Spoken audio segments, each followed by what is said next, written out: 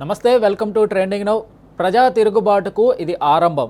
గెలిస్తే ప్రజాపాలన తెస్తామని వాగ్దానం చేసిన కాంగ్రెస్ ప్రజలను అణచివేసే తీరుపై సాగిస్తున్న పోరాటం. ఇందిరమ్మ పాలన అందిస్తామని చెప్పిన రేవంత్ నిజంగానే ఇందిరాగాంధీ ఎమర్జెన్సీ పాలనను అమలు చేస్తున్న దుర్మార్గంపై జరుగుతున్న ప్రజాయుద్ధం. ప్రజాస్వామ్య ప్రభుత్వం అంటూ పేదలపై మోపుతున్న ఉక్కుపాదాన్ని ఓడగబెరుగుతున్న ప్రయత్నం.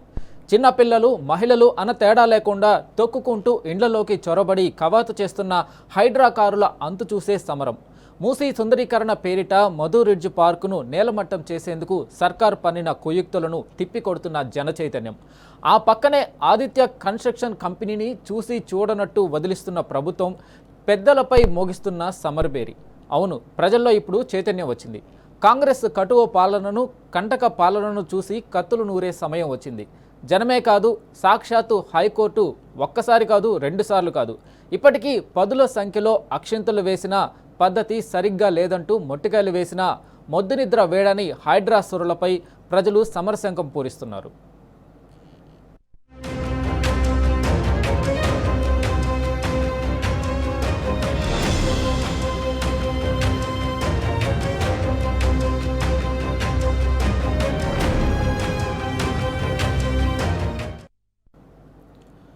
అడ్డు తొలగకుంటే అంతం చేస్తామంటూ హైడ్రా బుల్డోజర్లు కరాళ నృత్యం చేస్తున్నాయి. హైదరాబాద్ మహానగరానికి మహమ్మారిలా దాపురించిన హైడ్రా అరాచకాలపై జనం తిరుగుబాటు చేస్తున్నారు. ఉన్నది ఓడగొట్టి, లేనిది ఊదరగొట్టి ఫోజులు కొట్టడం తప్ప ఓడబొడిసిందేంటని నిలదీస్తున్నారు. గుంపు మేస్త్రి పాలనలో పేదల గూళ్లు చెదిరిపోతుంటే పెద్దల రాజభవనాలు వెలిగిపోవాలా అని ఎదురు తిరుగుతున్నారు. మొత్తంగా హైడ్రా తీరు రోజురోజుకు వివాదాస్పదమవుతుంది. రాజకీయ రంగు పులుముకున్నట్టు పూనకాలవుతున్న హైడ్రాసురులు పేదలకు ఒకలా, పెద్దలకు ఒకలా వ్యవహరిస్తుండడమే ఇందుకు నిదర్శనం.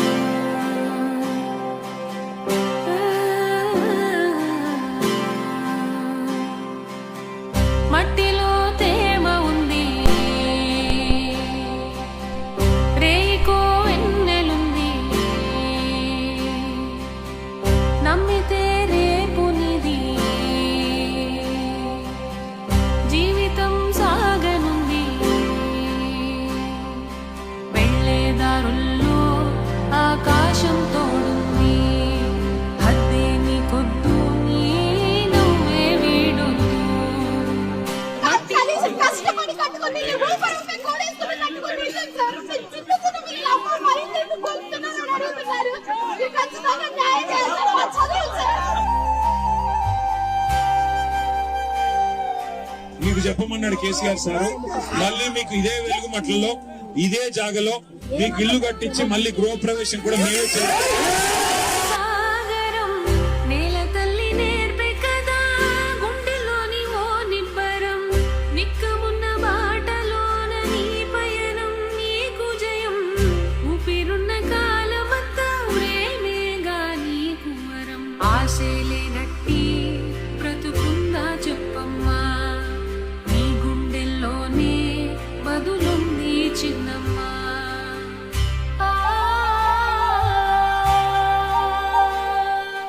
రేవంత్ నయా నిజాం పాలన చేస్తుంటే హైడ్రా ఖాసిన్ రజ్వీ సేనలా తయారైంది.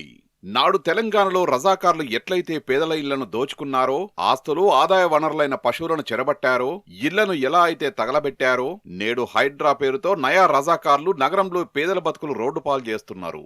అక్రమ నిర్మాణాలంటూ ఇళ్లను కూల్చి జీవితాలను రోడ్డుపై పడేస్తున్నారు. తెలంగాణకు గుండెకాయ అయిన హైదరాబాద్ ఇప్పుడు హైడ్రా వల్ల పేదల గుండె శోకంతో రోధిస్తోంది. బీదల రోదనలతో నగరం బహిరంగంగా శ్మశానంగా మారింది. ఇదిగో ఇది ఒక్కసారి జాగ్రత్తగా పరిశీలించండి.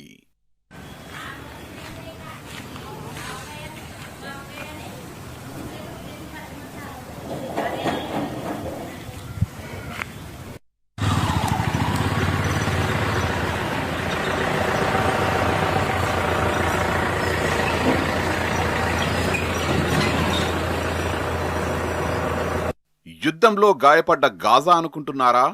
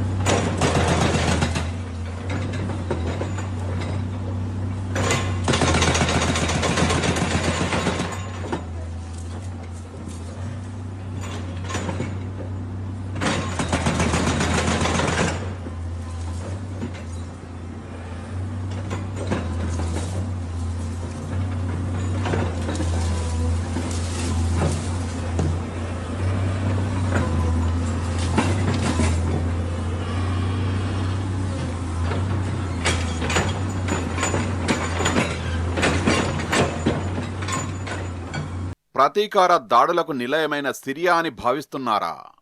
కాదు, కానే కాదు. ఇది హైడ్రా సృష్టించిన పెను విధ్వంసం. హైడ్రా కూల్చివేసిన ఇళ్ల శిథిలాలు, బక్క ప్రాణాల గుండెలపై దింపిన గుణపాలు. హైడ్రా ఆడుతున్న డ్రామాలో సామాన్యులే సమిధలవ్వాలా? నోటీసు పంపరు, సామాన్లను సర్దుకునే సమయమివ్వరు. బడుగు జీవులను రోడ్డున పడేసి ఇలా గుండెకోతకు గురి చేస్తారా?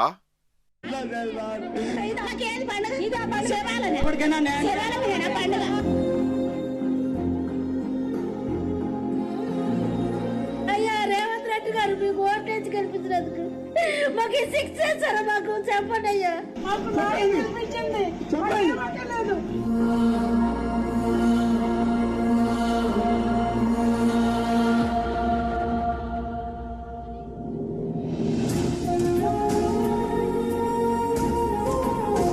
ఇల్లు ఎవరు కూలగొట్టినానా? రేవంత్ సార్ కూలగొట్టారు.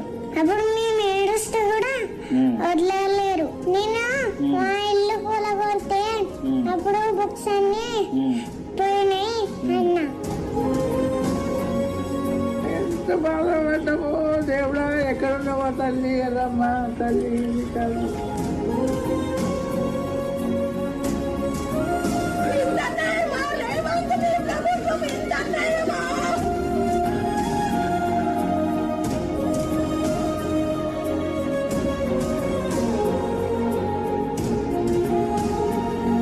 केसीआर साहब घर दिए गरीबों को चाबियां दिए.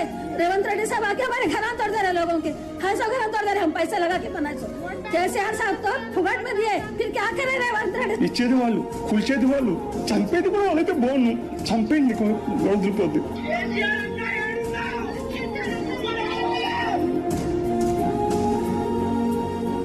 కాంగ్రెస్ ప్రభుత్వం హైడ్రా పేరిట పేదలపై పగబట్టింది. నిత్యం ఏదో ఒక చోట పేదల ఇండ్లు కూల్చడమే పనిగా పెట్టుకుంది. కానీ పెద్దల ఆస్తుల వైపు మాత్రం కన్నెత్తి చూడడం లేదు. కాంగ్రెస్ ప్రభుత్వానికి, ఆ పార్టీకి అనుకూలంగా ఉన్న నేతల ఆస్తుల్ని మాత్రం ముట్టుకోవడం లేదు. పేదల ఇల్లు మాత్రం రాత్రికి రాత్రే బుల్డోజర్లతో వెళ్లి కనీసం ఇంట్లో వస్తువులు కూడా తీసుకోనివ్వకుండా కూల్చివేతలు చేపడుతుంది. అంతేకాదు, కొంతమందిని పురమాయించి జేజేలు కొట్టించుకుంటోంది, పాలాభిషేకాలు చేయిస్తోంది. ఇలా సొంత డబ్బా కొట్టుకుంటూ ఇష్టానుసారంగా వ్యవహరిస్తోంది. హైడ్రా పడగ విప్పిన విధ్వంస దృశ్యాల్ని చూస్తూ ప్రజల గుండెలు అవిసిపోతున్నాయి.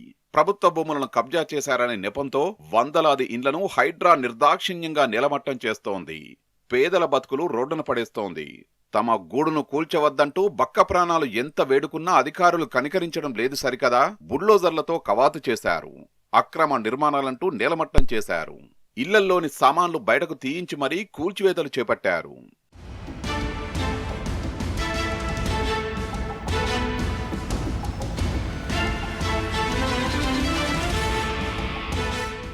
తమ కండ్ల ముందే ఇండ్లు టపటపా కూలిపోతుంటే పేదలు హతాశులయ్యారు. ఒక్కటి కాదు, రెండు కాదు, ఇప్పటికీ వేలాది నివాసాల్ని బుల్డోజర్లు నిలమట్టం చేస్తుంటే జనం ఆక్రందనలు పెట్టారు. అయినా హైడ్రా కూల్చివేతలు ఆపడం లేదు. నిరుపేదల నుంచి నిరసన, ప్రతిఘటన ఎదురైనా లెక్కపెట్టడం లేదు. ఆక్రోశంతో కూలిన కలల శిథిలాల మధ్య కన్నీటిపాట పాడుతూ గుంపు మేస్త్రీ పాలనకు శాపనార్థాలు పెట్టారు. బతుకు వెతరను, బతుకమ్మ ఉయ్యాలపాట మూసీ తీరంలోనూ మార్మోగింది. మూసీ సుందరీకరణ పేరిట జరుగుతున్న విధ్వంసంపై రేవంత్ ప్రభుత్వాన్ని బాపుఘాట్ పరిసరాల్లోని మధుపార్కు రిజ్జు ప్రజలు నిలదీస్తున్నారు. సుందరీకరణకు అభ్యంతరం లేదంటూనే పక్కనే ఉన్న ఆదిత్య కన్స్ట్రక్షన్ కంపెనీ వైపు ఎందుకు కన్నెత్తి చూడడం లేదని నిగ్గదీస్తున్నారు. కాంగ్రెస్ సర్కారుపై ముఖ్యమంత్రి రేవంత్ తీరుపై హైడ్రా సాగిస్తున్న బుల్డోజర్ రాజుపై ఆగ్రహాన్ని ఆక్రోశాన్ని వెళ్లగక్కుతున్నారు. ఎటూ తమకు అనుకూలంగా ఉన్న నాయకుల ఇండ్లను వాళ్ల ఫామ్ హౌజులను ముట్టుకోరు. పేదల గూడుపైన పగ చల్లారడం లేదా అని సర్కారుపై సమరశంఖం పూరిస్తున్నారు. బుల్డోజర్ గాండ్రింపులను ఆపాలని ప్రభుత్వంపై యుద్ధం ప్రకటించారు.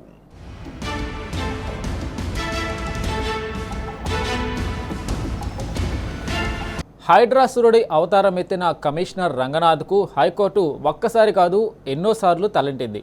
అయినా హైడ్రాలో మార్పు లేదు, పేదలపై కనికరం లేదు. తాజాగా బతుకమ్మ కుంట భూ వివాదంలో రంగనాథ్ను దోషిగా తేల్చింది.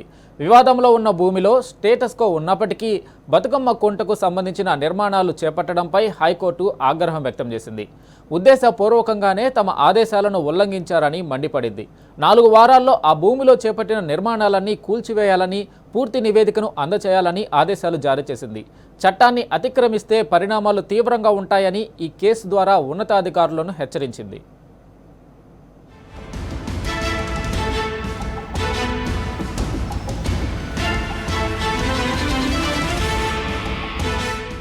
వాస్తవానికి హైడ్రా ఏర్పాటు మొదట్నుంచి వివాదాస్పదమే.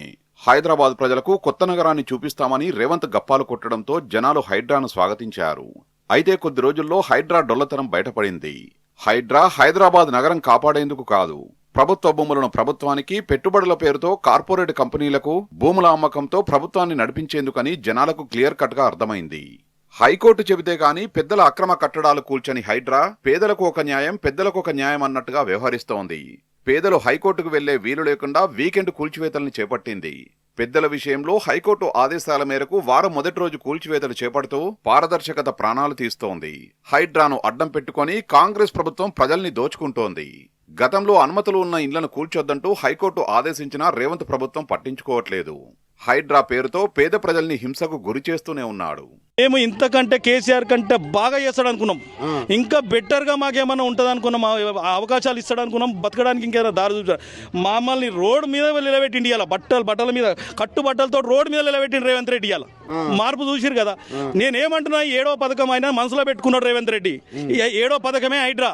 ఏదన్నా ప్రభుత్వము, గత ప్రభుత్వం ఎవరుంటే పేదలకు జాగాలు ఇస్తారు, భూములు ఇస్తారు, బతకమని చెప్పి మొన్న గవర్నమెంట్ అయితే మొన్న ఇల్లే కట్టించారు. ఈ ప్రభుత్వం మరి వీళ్ళకి రోగం వచ్చిందో ఎవరికి వచ్చిందో ఈ ముందస్తు ఇంటిమేషన్ లేదు, మరి నోటీసులు లేవు, కరెంట్ వచ్చింది, డ్రైనేజ్ ఉంది, అందరు రిజిస్ట్రేషన్లు ఉన్నాయి, అన్ని చేసుకున్నారు. మరి ఇది ప్రాబ్లం ఉంది అని చేయొద్దంటే ఎవరు కట్టకపోతుండే కదా, ఎవరు కొనకపోతుండే కదా. ఇక్కడ ఇప్పుడైనా రేవంత్ రెడ్డి చెప్పాలి మా పరిస్థితి ఏందో, కాంగ్రెస్ ప్రభుత్వం చెప్పాలా. ఇప్పుడు మేము ఏం చేయాలి? 6 పథకాలలో ఇప్పుడు ఇది ఒక పథకం ఉందని చెప్తే మేము రాకపోతుంటాం కదా. 7వ పథకం హైడ్రా అని, ఈ హైడ్రా తీసుకొచ్చి అదే ప్రచారం 6 పథకాలలో 7వది ఉందనంటే మేము ఏం చేసుకుంటుంటామో. ఇలా ఏడ్చే పరిస్థితి వచ్చింది. ఇంట్లో సమాన్ కూడా తీసుకోలేని పరిస్థితి. మొత్తం చిన్నపిల్లల బట్టలు, స్కూల్ బట్టలు, ఏమి మొత్తం రేషన్ కార్డుకి మీద ఇప్పుడు చూసిరు కదా, రోడ్డు మీద నిలబడ్డాం మేము. ఎక్కడ పేదవాళ్ళన్నా ఇప్పుడు చూసిరు కదా. ఇప్పుడు పేదవాళ్ళే టార్గెట్ అయిపోయారు, పేదవాళ్ళే టార్గెట్, బలవంతులను వదిలిపెట్టేసిర్రు. అన్ని రిజిస్ట్రేషన్లు ఉన్నాయి. అప్పుడు కాంగ్రెస్ గవర్నమెంటే కదా ఇచ్చింది మాకు, అప్పుడు కాంగ్రెస్ గవర్నమెంటే కదా ఇచ్చింది. కాంగ్రెస్ గుల కొట్టేస్తుంది. మరి ఏం ఎవరికి చెప్పుకోవాలి మేము? కష్టార్జితంతో కట్టుకున్న పేద మధ్యతరగతి ఇండ్లపై పగను పెంచుకున్న హైడ్రా వారి బస్తీలపైనే పడగ విప్పుతోంది. బాధితుల కష్టాలకు అంతు లేకుండా చేస్తోంది.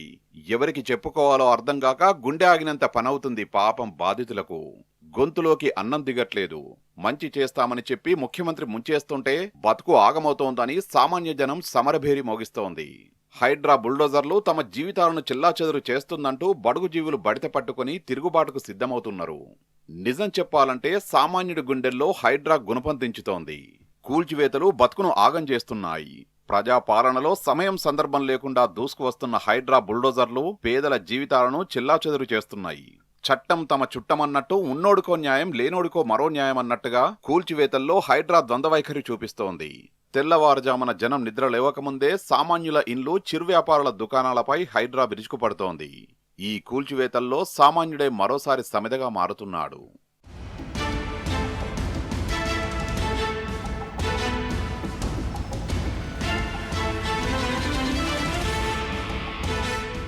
పేదలపై కాంగ్రెస్ ప్రభుత్వం బుల్డోజర్లు ఎక్కిస్తోంది. ఇందిరమ్మ రాజ్యమంటూ కాంగ్రెస్ రజాకార్ల పాలన తీసుకొచ్చింది. గరీబీ హఠావో అంటూ ఇందిర పేదరికంపై యుద్ధం ప్రకటిస్తే రేవంత్ పేదల ఇండ్లపైకి బుల్డోజర్ల కవాతు చేయిస్తున్నాడు. ఒక రకంగా చెప్పాలంటే తెలంగాణలో ప్రస్తుతం నిజాం పాలన నడుస్తుందా అన్నట్లుంది వ్యవహారం. పేదల బతుకులు మార్చడంలో కాంగ్రెస్ మార్పు పాలన విఫలమైంది. తెలంగాణ ప్రజల బతుకులను కాంగ్రెస్ ప్రభుత్వం పెనం నుంచి పొయ్యిలో పడేసింది. ఓట్లేసిన తమ నోట్లో రేవంత్ సర్కారు మట్టి కొడుతోందని జనం శాపనార్థాలు పెడుతున్నారు. హైదరాబాద్లో అక్రమ నిర్మాణాలు, కబ్జాల్ని నివారించేందుకు కాంగ్రెస్ ప్రభుత్వం హైడ్రాను తీసుకువచ్చింది. నగరంలో నాలాలు, పార్కులపై ఇల్లీగల్గా కట్టిన కట్టడాలు కూల్చడమే హైడ్రా కర్తవ్యం. అందుకే ట్రాఫిక్ ఇబ్బందులు, వరదలు, డ్రైనేజీ సమస్యల్ని అనుభవిస్తున్న ప్రజలు హైడ్రాను ఆహ్వానించారు. మొదట్లో హైడ్రా పనితీరును అభినందించారు.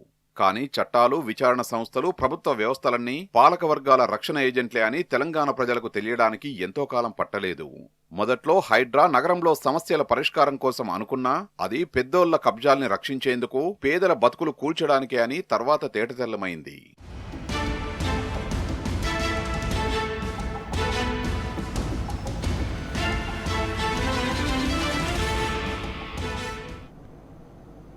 ఇందుకు తాజాగా ఉదాహరణే ఉస్మానియా ఆసుపత్రి బాధితుల ఆర్తనాదాలు.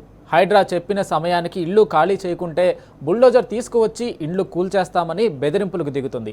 పేదోళ్ల ప్రభుత్వం అంటూనే ఆ పేదోళ్ల పొట్టలే కొడుతుంది.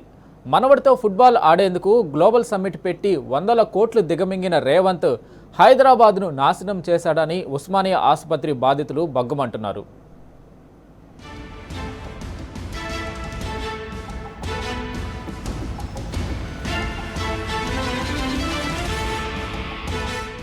ఇస్తానన్న హామీలు వద్దు, మా ఇండ్లు మాకు వదిలేయండి చాలు.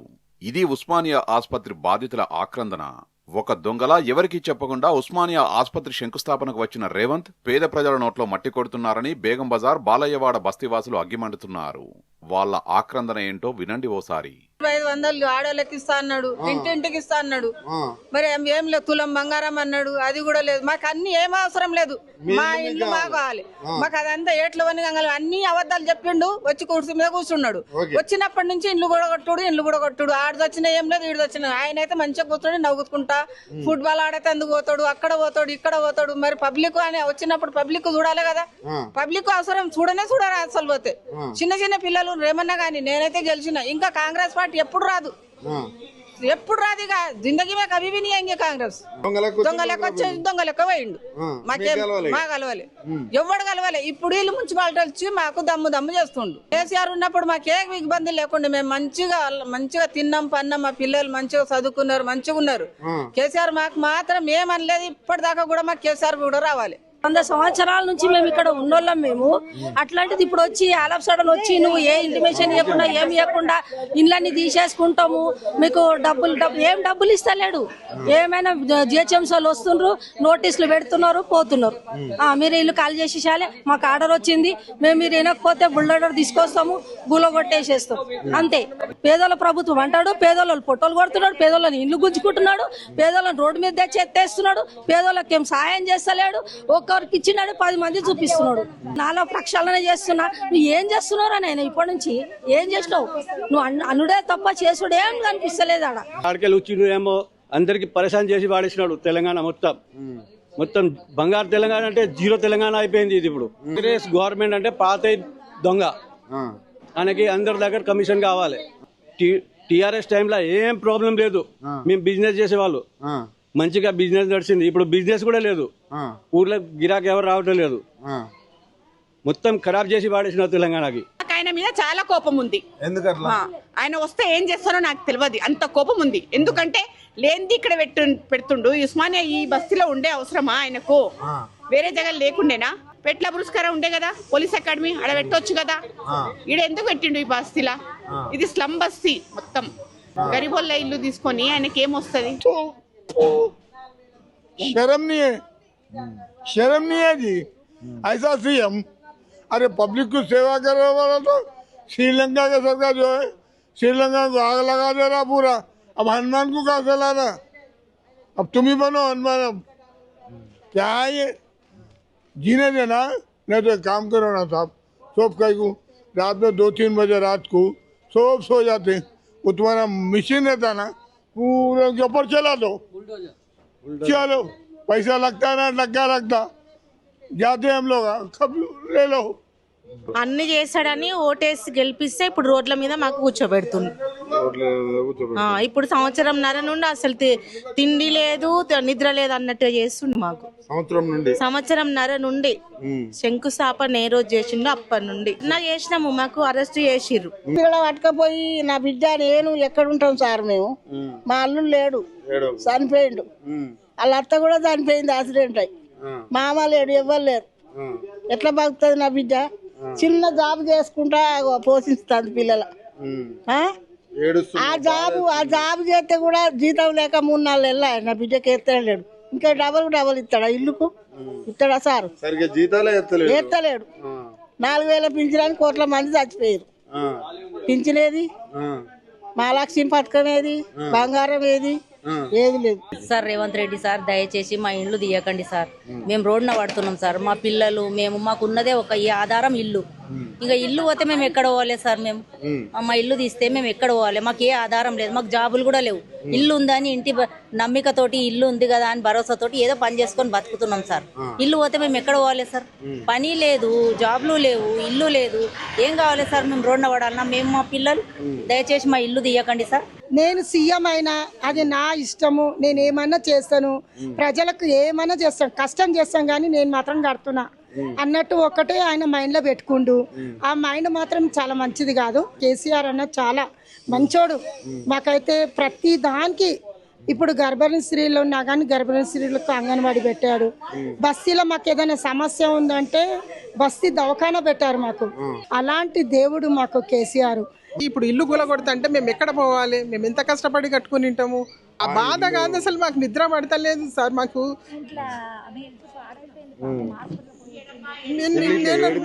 మాకున్న ఆధారమే ఇల్లు సార్. ఇల్లు కూడా పోతుందంటే మేము ఎక్కడ పోవాలి చెప్పండి సార్? మేము ఇన్నేళ్ళు కష్టపడి ఇల్లు కట్టుకొని మాకున్న ఆధారమే ఇది. ఇప్పుడు మా పిల్లల చదువులు కానీ ఉద్యోగాలు ఇక్కడనే ఉన్నాయి. ఇప్పుడు వాడిచ్చే డబ్బులకు ఒక 20 కిలోమీటర్ 30 కిలోమీటర్లు పోయినా కూడా మాకు ఇల్లు రాదు. ఇప్పుడు అన్ని మాకు జీవన ఇక్కడ ఉన్నప్పుడు మేము అంత దూరం నుంచి వచ్చి ఇక్కడ చేయగలుగుతామా సార్? శంకుస్థాపన చేసిన రోజు కూడా ధర్నాలు చేసినాము. మమ్మల్ని హౌస్ అరెస్ట్ చేసేసిండ్రు. హౌస్ అరెస్ట్ చేసి శంకుస్థాపన చేసి దొంగలాగా వెళ్ళిపోయిండు. ఇప్పుడు రేవంత్ రెడ్డి ఇప్పుడు మా గల్లీలో ఇండ్లు తీసుకుంటున్నంటే మాకు చాలా ప్రాబ్లం అవుతుంది సార్. కొన్ని ఏళ్ళ నుండి ఉంటున్నాం మేము. 100 సంవత్సరాల నుండి మా తండ్రులు తాతల దగ్గర నుండి ఉంటున్నాం. అట్లాంటిది ఇప్పుడు ఏ ప్రభుత్వము ఇట్లా అన్యాయం చేయలే మాకు.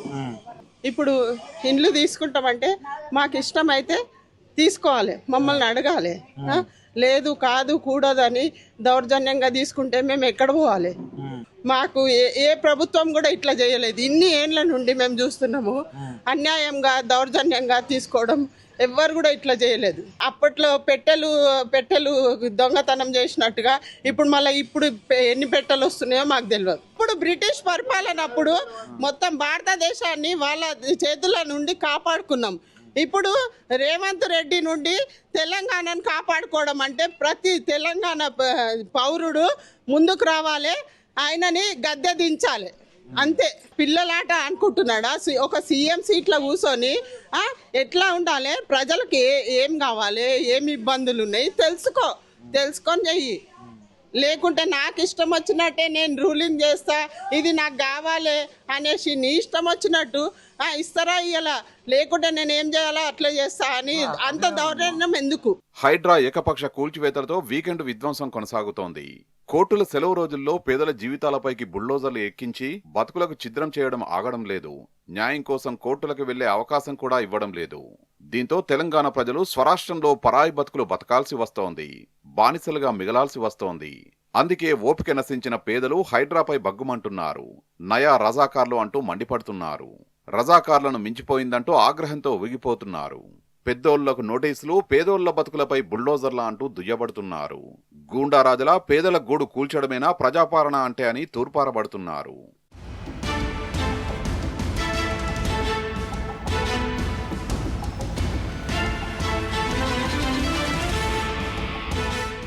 ఒక రకంగా చెప్పాలంటే హైడ్రాతో పేదలు బతుకు పోరాటం చేస్తున్నారు. సొంత రాష్ట్రంలో హైడ్రా బాధితులు కాందిశీకులుగా బతుకులీడిస్తున్నారు. సంపద సృష్టించలేక సర్కారును నడపలేని అసమర్థ రేవంత్ హైడ్రా పేరుతో సర్కారు భూములు అమ్మకానికి పెట్టే ప్రయత్నం చేస్తున్నాడని పేదలు బగ్గుమంటున్నారు. హైదరాబాద్లో కీలక ప్రాంతంలో ఉన్న సర్కారు భూముల్ని చెరపట్టేందుకు పేదలు వేసుకున్న చిన్న చిన్న బతుకు గుడిసెలను అక్రమ నిర్మాణాలు, కబ్జాలంటూ హైడ్రా చేత కూలగొట్టిస్తున్నారని దుమ్మెత్తిపోస్తున్నారు. నిజానికి హైడ్రా ఏర్పాటు చేసినప్పుడు దాని పనితీరులో ప్రజాకోణం, అక్రమ నిర్మాణాల కూల్చివేత అంశం కనిపించింది. కానీ అసలు విషయం ఏంటంటే ప్రజాపాలనలో ప్రజలు లేనట్లు, ప్రజాస్వామ్య పాలనలో వ్యక్తిస్వామ్యం ఉన్నట్లు హైడ్రాలో కూడా ప్రజాకోణం కంటే ప్రభుత్వ భూముల్లో ఉన్న పేదల ఇండ్లను కూల్చడం, ఆ భూముల్ని ప్రభుత్వ పెద్దలు చెరబట్టే ప్రయత్నం అంతర్లీనంగా కనిపిస్తోంది.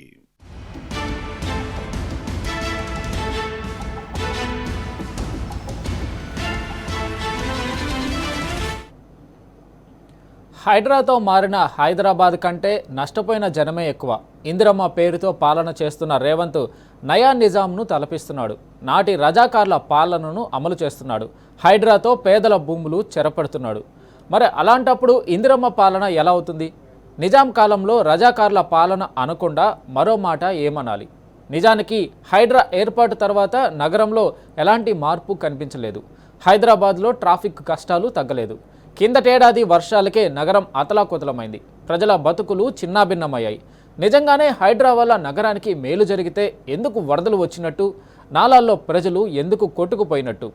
ఏమైనా పేదల బతుకులతో ఆడుకునే విధానం ఎలాంటిదైనా తెలంగాణ భవిష్యత్తుకు ఎంతమాత్రం మంచిది కాదు. ఇది చరిత్ర చెప్పిన సత్యం, తెలంగాణ చూడబోయే నిజం. ఇది ఇవాల్టి trending now. Keep watching tea news.